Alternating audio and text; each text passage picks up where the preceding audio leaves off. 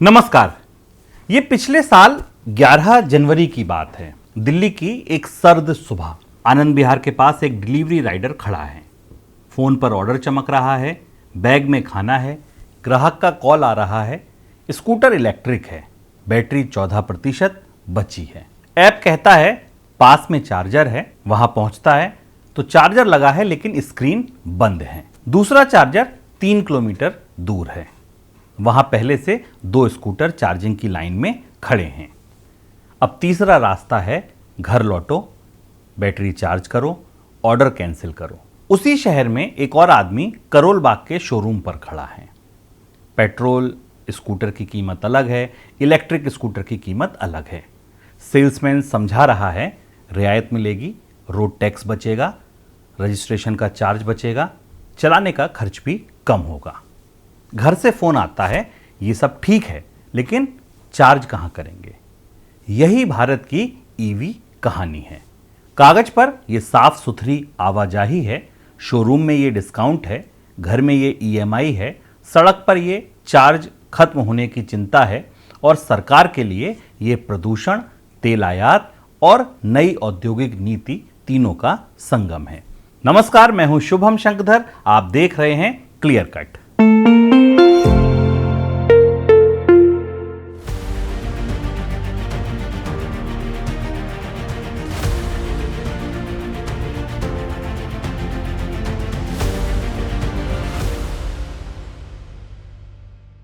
आज बात EV policy की, लेकिन इसे सिर्फ दिल्ली की नई नीति के संदर्भ में मत समझिए। दिल्ली ने इलेक्ट्रिक व्हीकल्स पर एक बड़ा सिग्नल दिया है। Electric auto, electric two wheelers, school buses, government vehicles, charging, battery swapping, पुराने वाहनों को स्क्रैप कर ईवी लेने पर रियायत, सबको एक ढांचे में रखा गया है। सबसे बड़ी बात, दिल्ली की नीति अब सिर्फ रियायत देने से बढ़कर नियम बदलने की तरफ जा रही है। यानी पहले सरकार कहती थी ईवी खरीदिए, मदद मिलेगी। अब सरकार कह रही है कुछ कैटेगरीज में आगे चलकर नए पेट्रोल, डीजल, सीएनजी वाहनों की जगह इलेक्ट्रिक ही चलेगा। तो सवाल उठता है, क्या भारत ईवी बदलाव के लिए तैयार है, या हमने बैटरी वाली गाड़ी तो बेच दी लेकिन चार्जर, बैटरी सेल, कर्ज, सुरक्षा, रिसाइकलिंग और भरोसे की सड़क अभी पूरी नहीं बनी है। इसी पर आज क्लियर कट बात करते हैं। सवाल यह है, ईवी पर चर्चा अभी क्यों हो रही है? क्योंकि दिल्ली ने ईवी डिबेट को फिर से राष्ट्रीय बना दिया है। दिल्ली पहली जगह नहीं है जिसने ईवी पॉलिसी लागू की है। देश में कई स्टेट्स और यूनियन टेरिटरीज पहले से ही ईवी पॉलिसीज ला चुके हैं। चंडीगढ़ ने भी फ्यूल बेस्ड टू व्हीलर और ऑटो पर रजिस्ट्रेशन कैप की अग्रेसिव कोशिश की गई थी, लेकिन पब्लिक बैकलैश के बाद उसे ढीला करना पड़ा। तो दिल्ली पहली नहीं है लेकिन दिल्ली बड़ी है। क्यों? क्योंकि दिल्ली राजधानी है। दिल्ली प्रदूषण का सबसे बड़ा विजिबल बैटलफील्ड है। दिल्ली की सर्दियां हर साल हवा को नेशनल मुद्दा बना देती हैं और दिल्ली में टू व्हीलर्स वाहनों की कुल संख्या का हिस्सा बहुत बड़ा है। दिल्ली की नई ईवी पॉलिसी का संदेश ये है कि अगर हवा साफ करनी है तो सिर्फ पराली, कंस्ट्रक्शन डस्ट और इंडस्ट्री की बात करके काम नहीं चलेगा। सड़क पर चलने वाले वाहनों को भी बदलना होगा। सरकारी भाषा में ये इलेक्ट्रिक मोबिलिटी ट्रांजिशन है। आम आदमी की भाषा में सवाल है, मेरी अगली स्कूटी पेट्रोल होगी या इलेक्ट्रिक? ईवी की कहानी एनवायरनमेंट से नहीं, जेब से शुरू होती है। ईवी पर अक्सर क्लाइमेट की बात होती है, लेकिन भारत में ईवी की असली एंट्री पेट्रोल पंप से हुई। जब पेट्रोल 100 रुपए के आसपास पहुंचा, तब मिडिल क्लास ने इलेक्ट्रिक स्कूटर को पर्यावरण नहीं, जेब के सवाल की तरह देखा। महीने में 1000, 1500, 2000, 2500 रुपए का फ्यूल बिल, ऑफिस कम्यूट, बच्चे को स्कूल छोड़ना, मार्केट जाना, वीकेंड पर थोड़ी दूर तक जाना। इलेक्ट्रिक स्कूटर ने कहा चलाने का खर्च कम होगा। ऑटो चालक ने देखा सीएनजी लाइन में समय लगता है, अगर इलेक्ट्रिक ऑटो भरोसेमंद हो और चार्जिंग मिल जाए तो रोज की बचत बढ़ सकती है। डिलीवरी राइडर ने देखा रोज 80 से 100 किलोमीटर चलना है, फ्यूल सेविंग सीधे कमाई में जाएगी। फ्लीट ऑपरेटर ने देखा रूट फिक्स्ड है, चार्जिंग डिपो पर हो सकती है, तो ईवी का हिसाब बन सकता है। यानी ईवी भारत में भाषण से नहीं, बही खाते से आई। कागज पर यह ग्रीन ट्रांजिशन है, चालक की डायरी में यह डेली सेविंग है। अब चलिए 2015 में भारत ने पहला चार्जर नीति में लगाया। भारत की सेंट्रल ईवी जर्नी 2015 में फेम स्कीम से शुरू हुई। फेम यानी faster adoption and manufacturing of hybrid and electric vehicle. नाम अंग्रेजी में था लेकिन मकसद सीधा था, इलेक्ट्रिक और हाइब्रिड व्हीकल्स को शुरुआती धक्का देना। फेम 1 में मार्केट को टेस्ट किया गया, डिमांड इंसेंटिव दिए गए, पायलट प्रोजेक्ट्स थे, टेक्नोलॉजी और चार्जिंग की शुरुआत हुई। फिर 2019 में फेम 2 आया, बजट बड़ा हुआ, फोकस और साफ हुआ, इलेक्ट्रिक 2 व्हीलर्स, 3 व्हीलर्स, बसेस और चार्जिंग ढांचा। मॉडल सिंपल था, कंपनी व्हीकल बेचती है, ग्राहकों को शोरूम पर अपफ्रंट डिस्काउंट मिलता है, कंपनी बाद में गवर्नमेंट से सब्सिडी क्लेम करती है, यानी ग्राहकों को यह फील नहीं होना चाहिए कि वह सरकारी दफ्तर में रियायत लेने गया, उसे शोरूम पर ही कीमत कम मिले। ये मॉडल काम आया, इलेक्ट्रिक स्कूटर बाजार में जान आई, स्टार्टअप आए, पुराने ऑटोमोबाइल प्लेयर जागे, ओला, एथर, ओकिनावा, हीरो इलेक्ट्रिक, एम्पियर जैसे नाम सुने गए। फिर TVS, Bajaj, hero MotoCorp, Mahindra, Tata Motors जैसे बड़े प्लेयर्स ने ईवी को अलग से सीरियसनेस के साथ लेना शुरू किया। लेकिन रियायत बाजार बनाती है, बाजार का अनुशासन नहीं बनाती। सब्सिडी स्टार्टर मोटर है, engine product quality, service network, कर्ज और भरोसे से चलता है। फेम ने बाजार बनाया लेकिन सब्सिडी की बीमारी भी दिखी। ईवी की कहानी में सब्सिडी का कड़वा अध्याय भी है। फेम 2 में लोकलाइजेशन की शर्तें थीं, मतलब सब्सिडी तभी मिलेगी जब सर्टेन पार्ट्स और कंपोनेंट्स भारत में बने हों या पॉलिसी नॉर्म्स पूरे हों। फिर आरोप लगे कि कुछ कंपनीज ने कंप्लायंस गलत दिखाया, कुछ मामलों में इंपोर्टेड पार्ट्स को लोकल दिखाने जैसे आरोप भी आए। जांच हुई, सरकार ने सब्सिडी क्लेम्स पर सख्ती दिखाई। यहाँ सावधानी जरूरी है, जांच और लीगल प्रोसेस अपनी जगह है, लेकिन पॉलिसी लेसन साफ है, सरकार पैसा देती है तो बाजार भागता है। जब जांच कमजोर होती है तो कुछ लोग बैटरी नहीं सब्सिडी चार्ज करते हैं। इससे ईवी सेक्टर को झटका लगा, कुछ कंपनीज की सेल्स प्रभावित हुई, कुछ बड़े और नियमों का पालन करने वाले प्लेयर्स ने बाजार में हिस्सेदारी ली। ग्राहक के मन में सवाल आया, भरोसेमंद कौन है? यानी ईवी बदलाव की पहली परीक्षा शोरूम में नहीं, कंप्लायंस में हुई। अब आग की घटनाएं, रेंज से पहले सुरक्षा देखनी जरूरी थी। फिर इलेक्ट्रिक स्कूटर में आग लगने की खबरें आईं। बैटरी फायर ने ईवी के शुरुआती भरोसे पर चोट की। पहले ग्राहक पूछता था रेंज कितनी है, फिर पूछने लगा सेफ है या नहीं।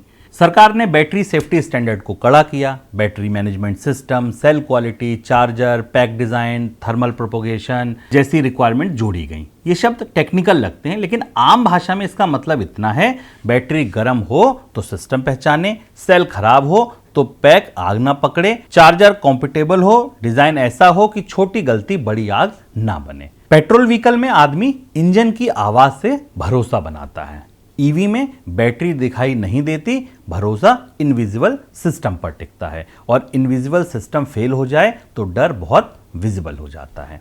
अब अगला सवाल, अब तक भारत ने ईवी में हासिल क्या किया? आंकड़ों की रोशनी जरूरी है। नीति आयोग के मुताबिक इंडिया में ईवी सेल्स 2016 में करीब 50,000 थी, 2024 में ये 20 लाख के ऊपर निकल गई। ये बड़ा जंप है, लेकिन दूसरा आंकड़ा उतना ही जरूरी है। 2024 में ईवी का पेनिट्रेशन 7.66% था, जबकि ग्लोबल ईवी पेनिट्रेशन 16.48% था। भारत का टारगेट 2030 तक कुल व्हीकल सेल्स में 30% हिस्सा ईवी को देने का है। यानी कहानी आगे बढ़ी है, लेकिन मंजिल अभी दूर है। अब आप इस ग्राफ को देखकर दो बातें समझिए। पहली, ईवी अब नीचे नहीं रही। दूसरी, ईवी अभी मेन स्ट्रीम भी नहीं बनी। भारत की इलेक्ट्रिक गाड़ी चल पड़ी है, लेकिन हाईवे पर नहीं, अभी शहर की ट्रैफिक में फंसी है। भारत की ईवी स्टोरी कार नहीं है, स्कूटर और ऑटो की कहानी है। यह एक बड़ी गलती होती है। दुनिया में ईवी बोलते ही लोग Tesla, BYD, Mercedes, Volkswagen, Hyundai और इलेक्ट्रिक कार सोचते हैं। भारत में ईवी की कहानी कार से शुरू होती ही नहीं है। भारत में ईवी की कहानी स्कूटर से शुरू होती है, ऑटो से फैलती है, डिलीवरी व्हीकल से कमाई बनाती है, बस में पब्लिक बेनिफिट देखती है। इंडिया कार कंट्री नहीं है, इंडिया टू व्हीलर्स कंट्री है। इलेक्ट्रिक टू व्हीलर्स सबसे बड़ा ईवी सेगमेंट है। वित्त वर्ष 2025 में ईवी टू व्हीलर्स ने इंडिया ईवी सेल्स का बड़ा हिस्सा लिया है। वित्त वर्ष 2026 में भी ईवी टू व्हीलर्स बड़ा सेगमेंट रहा, इसलिए लीडरशिप में बदलाव दिखा। इलेक्ट्रिक थ्री व्हीलर्स भारत की सबसे सफल ईवी कहानी है। ई रिक्शा, ई ऑटो, कार्गो थ्री व्हीलर ये सिर्फ इसलिए चला क्योंकि डेली रनिंग ज़्यादा है और फ्यूल सेविंग तुरंत दिखती है। ऑटो चालक को क्लाइमेट टारगेट मत समझाइए, उसे रोज की बचत दिखाइए। ईवी वहीं जीतता है। इलेक्ट्रिक कार की भी कहानी चल रही है, लेकिन छोटी बेस से। टाटा मोटर्स ने अर्ली लीड ली। अब MG, Mahindra, Hyundai, BYD, JSW, MG, Maruti और बाकी प्लेयर्स कंपटीशन बढ़ा रहे हैं। इलेक्ट्रिक बस पब्लिक ट्रांसपोर्ट का बड़ा मौका है। पीएम ई ड्राइव में ई बसेस के लिए बड़ा एलोकेशन है। इलेक्ट्रिक ट्रक्स अभी सबसे कठिन चैप्टर हैं। बैटरी भारी है, व्हीकल महंगा है, कर्ज मुश्किल है, चार्जिंग कॉरिडोर अधूरा है। तो इंडिया का रिपोर्ट कार्ड कैसा दिख रहा है? स्कूटर चल पड़ा, ऑटो चल पड़ा, बस सरकारी सपोर्ट से बढ़ रही है, कार कंपटीशन शुरू हो गया, ट्रक अभी पहाड़ी रास्ते पर है, धीरे धीरे धीरे धीरे चल रहा है। अब सवाल, दिल्ली पॉलिसी क्या बदलना चाहती है? दिल्ली पॉलिसी की खास बात यह है कि वह केवल बायर को इंसेंटिव नहीं देती, सिस्टम को दिशा देती है।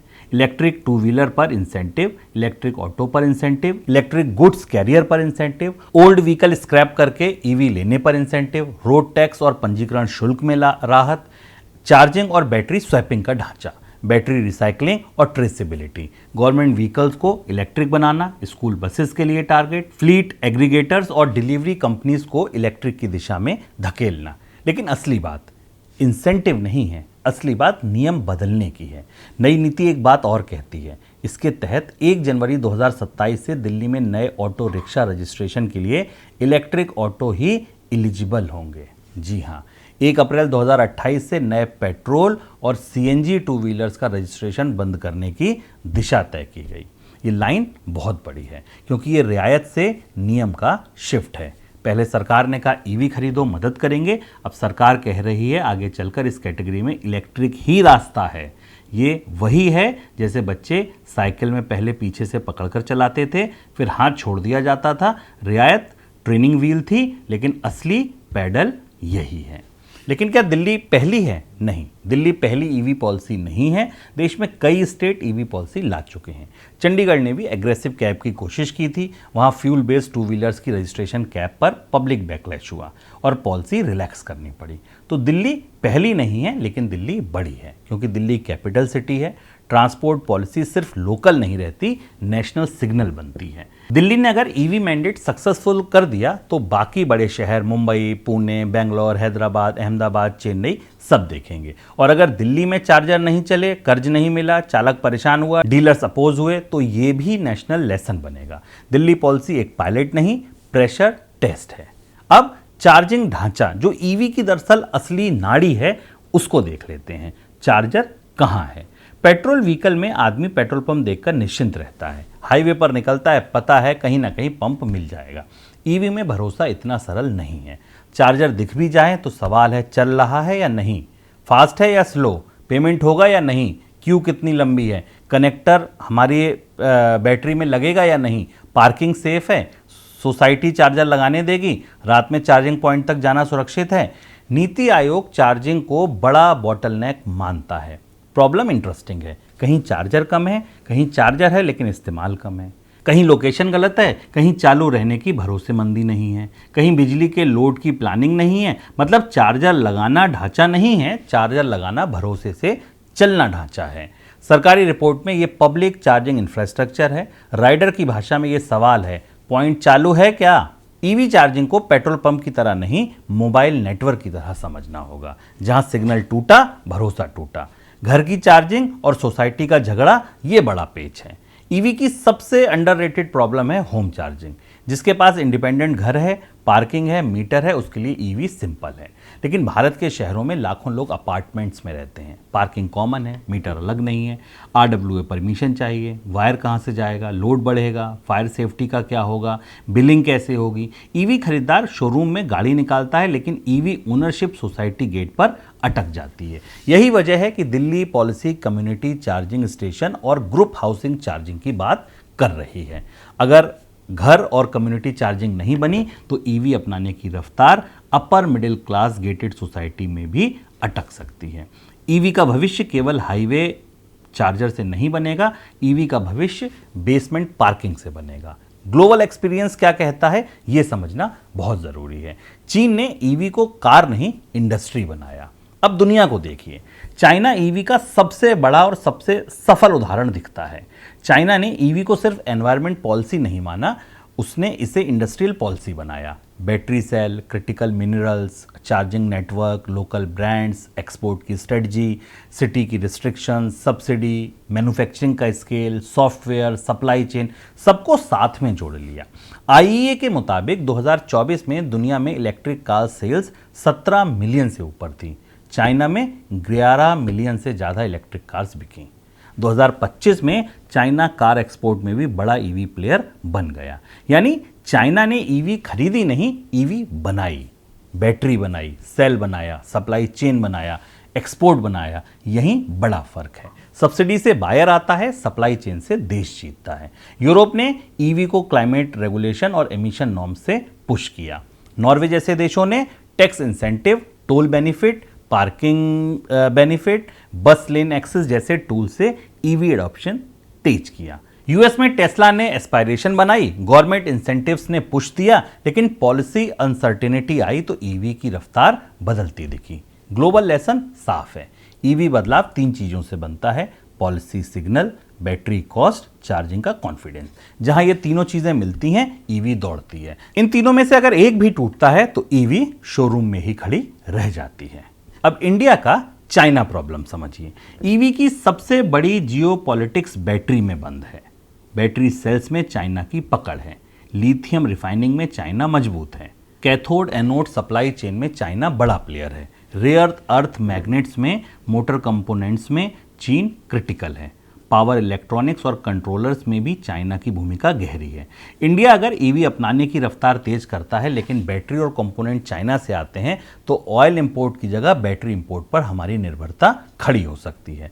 पहले हम क्रूड ऑयल टैंकर देखते थे, अब हम बैटरी सेल कंटेनर देखेंगे। इसलिए इंडिया में एसीसी बैटरी पीएलआई आई, पीएलआई ऑटो लाई, फेज्ड मैन्युफैक्चरिंग प्रोग्राम रखा। रेयर अर्थ मैग्नेट पर भी पॉलिसी फोकस बढ़ रहा है। लोकलाइजेशन पर भी जोर है, लेकिन बैटरी इकोसिस्टम ओवरनाइट नहीं बनता। सेल केमिस्ट्री चाहिए, रॉ मटेरियल सोर्सिंग चाहिए, refining, quality testing, engineers, scale, recycling, battery plant. Factory खोलनी नहीं है, ये साइंस, सप्लाई चेन और कैपिटल का संगम है। इंडिया की चुनौती ये है कि ईवी एडॉप्शन भी तेज करना है और चाइना डिपेंडेंस भी कम करनी है। सस्ती ईवी भी चाहिए, लोकल मैन्युफैक्चरिंग भी चाहिए, सेफ्टी भी चाहिए, स्पीड भी चाहिए। चारों पहिए अलग दिशा में चले तो गाड़ी घूमेगी, दौड़ेगी नहीं।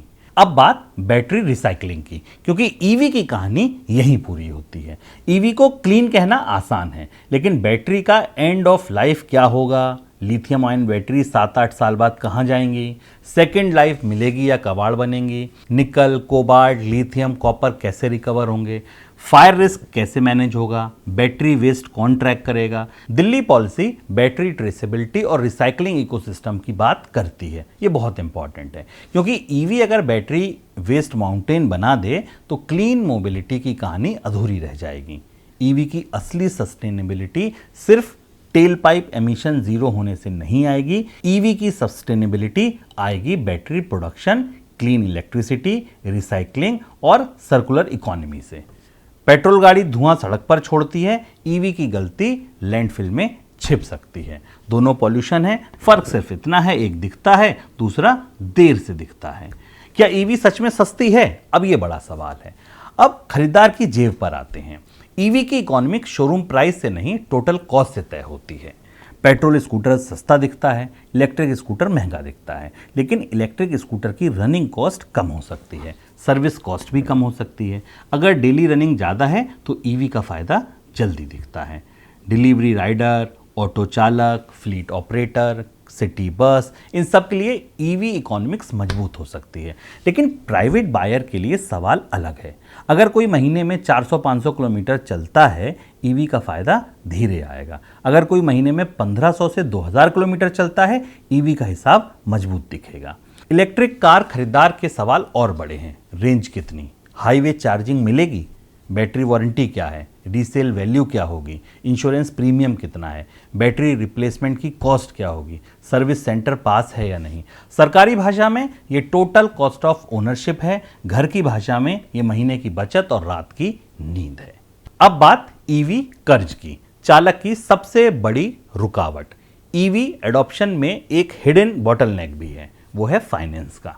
ऑटो चालक, डिलीवरी राइडर, स्मॉल ट्रांसपोर्टर, इन्हें ईवी चाहिए तो लोन कौन देगा, इंटरेस्ट कितना होगा, बैटरी रिस्क कौन लेगा, व्हीकल रीसेल वैल्यू कौन तय करेगा। बैंक कहता है नई टेक्नोलॉजी है, रीसेल अनक्लियर है। ग्राहक कहता है ईएमआई कम करो, डीलर कहता है सब्सिडी आएगी, गवर्नमेंट कहती है ट्रांजिशन तेज करो, बीच में चालक फंस जाता है। अगर ईवी लोन महंगा है तो रनिंग कॉस्ट सेविंग ईएमआई में चली जाएगी। ईवी रिवॉल्यूशन फाइनेंस के बिना अधूरा है। चार्जर सड़क पर लगता है, ईवी एडॉप्शन बैंक ब्रांच में तय होता है। अब बात नीति आयोग क्या कह रहा है। नीति आयोग का कोर मैसेज साफ है, इंडिया को 2030 तक 30% ईवी शेयर चाहिए। ईवी सेल्स बढ़ी है लेकिन पेस अभी काफ़ी नहीं है। 2 व्हीलर्स और 3 व्हीलर्स में प्रोग्रेस है, बसेस में थोड़ी प्रोग्रेस है, कार्स और ट्रक में एडॉप्शन स्लो है। नीति आयोग का संकेत ये भी है कि केवल सब्सिडी से काम नहीं चलेगा, अब शार्पर पॉलिसी मेजर्स चाहिए। हाई पोटेंशियल व्हीकल सेगमेंट पर फोकस लगाना होगा, ज्योग्राफी बेस्ड सैचुरेशन चाहिए, फाइनेंसिंग गैप्स क्लोज करने होंगे, चार्जिंग रिलायबिलिटी बढ़ानी होगी, डेटा और मॉनिटरिंग मजबूत करनी होगी। मतलब यह है कि ईवी पॉलिसी अब फ्रीवी नहीं रह सकती, ये इकोसिस्टम पॉलिसी बनेगी। ईवी का मतलब अब केवल गाड़ी नहीं है, ईवी का मतलब है बैटरी, चार्जर, ग्रिड, कर्ज, सॉफ्टवेयर, रिसाइकलिंग, सुरक्षा, मैन्युफैक्चरिंग और यूजर ट्रस्ट। इनमें से एक भी कड़ी कमजोर हुई तो चेन टूट जाएगी। अब आ जाइए बाजार रिसर्च पर और ब्रोकरेज पर। शेयर बाजार का एंगल भी देखना जरूरी है। ईवी एक स्टॉक नहीं है, ईवी एक पूरा वैल्यू सिस्टम है, थीम है। बाजार और ब्रोकरेज रिसर्च ब्रॉडली कुछ बकेट्स में देखते हैं। पहला मार्केट है व्हीकल मेकर्स का। टाटा मोटर्स इलेक्ट्रिक कार्स में अर्ली लीडर रहा है। महिंद्रा इलेक्ट्रिक एसयूवीज पर दाव लगा रहा है। टीवीएस और बजाज 2 व्हीलर्स में स्ट्रांग दिखे हैं। हीरो मोटोकॉर्प अपनी विदा स्ट्रेटजी से धीरे धीरे प्रेजेंस बना रहा है। Ola electric pure EV play story है, लेकिन सर्विस लॉसेस, मार्केट शेयर और एग्जीक्यूशन रिस्क इसके साथ चलते हैं। दूसरा प्लेयर जो सबसे इंपॉर्टेंट है वो है बैटरी प्लेयर्स, एक्साइड और Amara Raja. Lithium Ian transition की तरफ जा रहे हैं, लेकिन लेड एसिड से लिथियम आयन में जाना सिर्फ प्रोडक्ट चेंज नहीं है, ये टेक्नोलॉजी, कैपिटल और पार्टनरशिप का चेंज है। तीसरा है ऑटो कंपोनेंट। यहाँ सोना बीएलडब्ल्यू, यूनो मिंडा, संवर्धन मदरसन जैसे नाम EV power strain wiring, electronic sensor controller और लाइट वेटिंग थीम से जुड़े हैं। ईवी में इंजन कंपोनेंट घटते हैं, इलेक्ट्रॉनिक्स और सॉफ्टवेयर कंटेंट बढ़ता है। चौथा चार्जिंग और पावर स्टेशन, ये भी बड़ा इंपॉर्टेंट है। टाटा पावर जैसे प्लेयर चार्जिंग नेटवर्क में दिखते हैं। एक्सिकॉम, सर्वोटेक जैसी चार्जिंग इक्विपमेंट नेम भी बाजार में चर्चा में रहते हैं, लेकिन चार्जर बेचने और चार्जिंग से प्रॉफिटेबल बिजनेस बनाने में फ़र्क है। इस्तेमाल कितना है, ये असली सवाल है। पांचवा बसेस और कॉमर्शियल मोबिलिटी। इसमें JVM auto, Ashok Leyland, switch mobility, PMI, Olectra जैसे नाम पब्लिक ट्रांसपोर्ट और कॉमर्शियल ईवी स्टोरी से जुड़े हैं, लेकिन यहाँ ऑर्डर बुक, पेमेंट साइकिल और एग्जीक्यूशन रिस्क बहुत इंपॉर्टेंट है। छठी जो बात है वो है सॉफ्टवेयर और इंजीनियरिंग की। केपीआईटी जैसी companies automotive software, connected mobility, power station engineering जैसी थीम से जुड़ी हैं, लेकिन इन्वेस्टर के लिए वार्निंग एक बहुत ज़रूरी है। ईवी थीम स्ट्रांग हो सकती है, हर ईवी स्टॉक स्ट्रांग नहीं है। पॉलिसी सपोर्ट हो सकता है, वैल्यूएशन एक्सपेंसिव हो सकती है, सेल बढ़ सकती है, मार्जिन कमजोर रह सकता है, सब्सिडी मिल सकती है, कंप्लायंस रिस्क आ सकता है, ऑर्डर मिल सकता है, कैश फ्लो अटक सकता है। शेयर बाजार में ईवी स्टिकर नहीं, इकोनॉमिक्स देखनी होगी। ईवी स्टोरी में करंट नहीं, कैश फ्लो देखिए। क्या हाइब्रिड रास्ता ठीक है? ईवी डिबेट में हाइब्रिड भी आता है। कुछ ऑटो कंपनीज कहती हैं इंडिया जैसे मार्केट में हाइब्रिड प्रैक्टिकल ट्रांजिशन है, फ्यूल एफिशिएंसी बेटर है, चार्ज खत्म होने की चिंता नहीं है, इंफ्रास्ट्रक्चर प्रेशर कम है। दूसरी तरफ ईवी लॉबी कहती है अगर लक्ष्य जीरो टेल पाइप एमिशन है तो टैक्स पेयर के पैसे से सपोर्ट बैटरी इलेक्ट्रिक व्हीकल्स को ही मिलना चाहिए। ये डिबेट आसान नहीं है। हाइब्रिड ट्रांजिशन ब्रिज हो सकता है, लेकिन फाइनल डेस्टिनेशन बिल्कुल नहीं है। ईवी फाइनल डेस्टिनेशन हो सकता है, लेकिन बिना ब्रिज के कुछ बायर्स नहीं आएंगे। पॉलिसी को साफ करना होगा, किस सेगमेंट में ईवी जरूरी है, किस में हाइब्रिड इंटरिम सॉल्यूशन है और सब्सिडी कैसे मिलेगी, क्योंकि कंफ्यूज्ड पॉलिसी से कंफ्यूज्ड कस्टमर पैदा होता है। ईवी की सबसे बड़ी पॉलिसी गलती क्या होगी? भारत अगर ईवी पॉलिसी को केवल सब्सिडी पॉलिसी समझेगा तो गलती होगी। सब्सिडी एडॉप्शन शुरू करती है, नियम डायरेक्शन देता है, चार्जिंग भरोसा बनाती है, कर्ज स्केल देता है, मैन्युफैक्चरिंग देश को वैल्यू देती है, सेफ्टी बाजार को टिकाती है, रिसाइकलिंग स्टोरी पूरी करती है। इनमें से एक भी मिसिंग हुआ तो ईवी ट्रांजिशन का सपना अधूरा रहेगा। सब्सिडी है, चार्जर नहीं, बायर रुकेगा। चार्जर है, भरोसा नहीं, राइडर फंसेगा। ईवी है, बैटरी अनसेफ है, ट्रस्ट टूटेगा। बैटरी है, सेल इंपोर्टेड है, आत्मनिर्भरता अधूरी। नियम है, कर्ज नहीं, चालक खरीदेगा कैसे। स्टॉक हाइप है, प्रॉफिट नहीं, इन्वेस्टर फंसेगा। ईवी कोई स्विच नहीं है, ऑन किया और पेट्रोल से इलेक्ट्रिक हो गए। ईवी एक पूरा ट्रांसपोर्ट ऑपरेटिंग सिस्टम है। अब बात यह है कि दिल्ली मॉडल सफल कैसे होगा। दिल्ली को अगर ईवी मैंडेट सक्सेसफुल करना है तो उसे 5 काम करने होंगे। पहला, चार्जर कितनी देर चालू रहता है इसका भरोसा। चार्जर लग गया ये काफ़ी नहीं है, चार्जर चले, पेमेंट हो, क्यू मैनेजेबल हो, लोकेशन यूजफुल हो, ये जरूरी है। दूसरा, घर और कम्युनिटी चार्जिंग, अपार्टमेंट सोसाइटी में स्टैंडर्ड रूल्स चाहिए। Metering, billing, safety, parking, RW approval सब आसान करना होगा। तीसरा, चालक का फाइनेंस। ऑटो चालक और डिलीवरी राइडर को अफोर्डेबल लोन नहीं मिला तो ईवी मैंडेट रिसाइनमेंट पैदा करेगा। चौथा, सर्विस नेटवर्क। ईवी खराब हुआ तो रिपेयर कहाँ होगा, बैटरी इशू किसके पास जाएगा, लोकल मैकेनिक ट्रेंड है या नहीं। पांचवा, आंकड़ों की पारदर्शिता चाहिए। कितने ईवी रजिस्टर्ड हैं, कितने चार्जर्स ऑपरेशनल हैं, कितने चार्जर्स सच में चालू हैं, बैटरी वेस्ट कितना कलेक्ट हुआ, सब पब्लिक डैशबोर्ड पर आना चाहिए। नीति का ऐलान सुर्खियां बनाता है, भरोसा सड़क पर बनता है। भारत के लिए ईवी का असली फ़ायदा क्या है? ईवी सिर्फ पॉल्यूशन स्टोरी नहीं है, ये ऑयल इंपोर्ट स्टोरी भी है। इंडिया क्रूड ऑयल इंपोर्ट पर भारी खर्च करता है। ट्रांसपोर्ट इलेक्ट्रिफिकेशन से लॉन्ग टर्म में ऑयल डिमांड पर असर पड़ सकता है। ये इंडस्ट्रियल स्टोरी भी है। अगर India battery, motor, controller, software, charging equipment, recycling और ऑटोमोटिव इलेक्ट्रॉनिक्स में कैपेसिटी बनाता है तो ईवी जॉब क्रिएशन और एक्सपोर्ट अपॉर्चुनिटी बन सकता है। ये इलेक्ट्रिसिटी स्टोरी भी है। ईवी चार्जिंग अगर स्मार्ट तरीके से हो तो ग्रिड लोड मैनेज हो सकता है, रिन्यूएबल एनर्जी इंटीग्रेशन बढ़ सकती है। ये अर्बन स्टोरी भी है। क्लीनर बसेस, ई ऑटो, ई डिलीवरी व्हीकल शहर की हवा और नॉइस पॉल्यूशन दोनों घटा सकते हैं। लेकिन ये सब तब होगा जब ईवी सिर्फ रिच अर्बन कार प्रोडक्ट ना बने, ईवी को इंडिया में मास मोबिलिटी प्रोडक्ट बनना होगा। इंडिया की ईवी रिवॉल्यूशन टेस्ला पोस्टर से नहीं आएगी। इंडिया की ईवी रिवॉल्यूशन तब आएगी जब ऑटो चालक, delivery rider, student, nurse, teacher और छोटा शॉपकीपर इलेक्ट्रिक व्हीकल से अपना हिसाब देखेगा। अगले 5 साल कौन से सवाल निर्णायक होंगे? पहला सवाल, क्या इलेक्ट्रिक 2 व्हीकल 10% से आगे मास मार्केट में जाएंगे? दूसरा सवाल, क्या इलेक्ट्रिक मोटरसाइकिल आएगी जो स्मॉल टाउन इंडिया को कन्विंस कर सकेगी? तीसरा सवाल, क्या ई ऑटो और ई रिक्शा फॉर्मल फाइनेंस और बेटर सेफ्टी स्टैंडर्ड में आएंगे? चौथा सवाल, क्या इलेक्ट्रिक बसेस टेंडर से निकलकर रिलायबल पब्लिक ट्रांसपोर्ट बनेंगी? पांचवा सवाल, क्या इलेक्ट्रिक कार्स में टाटा की अर्ली लीड कंपटीशन से टिकेगी? छठा सवाल, क्या इंडिया बैटरी सेल्स बनाएगा या चाइना डिपेंडेंट असेंबली मार्केट बना रहेगा? सातवां सवाल, क्या चार्जिंग नेटवर्क प्रॉफिटेबल और रिलायबल बनेंगे? आठवां सवाल, क्या ईवी स्टॉक्स ग्रोथ को प्रॉफिट में बदल पाएंगे? यही सवाल ईवी पॉलिसी की असली परीक्षा है और यही आज का क्लियर कट। ईवी की कहानी में भारत अब पहले चैप्टर से बाहर निकल रहा है। पहला चैप्टर था सब्सिडी दो, एडॉप्शन शुरू करो। दूसरा चैप्टर है नियम दो, चार्जर लगाओ, कर्ज खोलो, बैटरी बनाओ, सुरक्षा का भरोसा दो, रिसाइकलिंग करो और लोकल सप्लाई चेन तैयार करो। दिल्ली पॉलिसी इसी सेकंड चैप्टर का सिग्नल है। लेकिन ईवी क्रांति की असली परीक्षा नीति की अधिसूचना से नहीं होगी। असली परीक्षा तब होगी जब डिलीवरी राइडर को बंद चार्जर ना मिले, ऑटो चालक को अफोर्डेबल लोन मिले, मिडिल क्लास फैमिली को बैटरी से डर ना लगे, अपार्टमेंट सोसाइटी चार्जर लगाने दे, हाईवे पर इलेक्ट्रिक कार ओनर पैनिक ना करे और इन्वेस्टर ईवी लेबल के पीछे रियल बिजनेस देखें। क्लियर कट बात यही है, ईवी का भविष्य केवल रियायतों से तय नहीं होगा।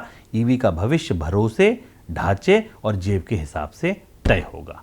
बिजली से गाड़ी चलाना आसान है, देश को इलेक्ट्रिक मोबिलिटी पर जाना मुश्किल है। नीति आ गई है, अब टेस्ट सड़क पर है। और भारत की ईवी कहानी तब पूरी होगी जब ग्राहक शोरूम में ये ना पूछे इलेक्ट्रिक लूं या नहीं, बल्कि कॉन्फिडेंस से कहे अगली गाड़ी इलेक्ट्रिक ही होगी। नमस्कार, मैं हूं शुभम शंकर, आप देख रहे थे क्लियर कट।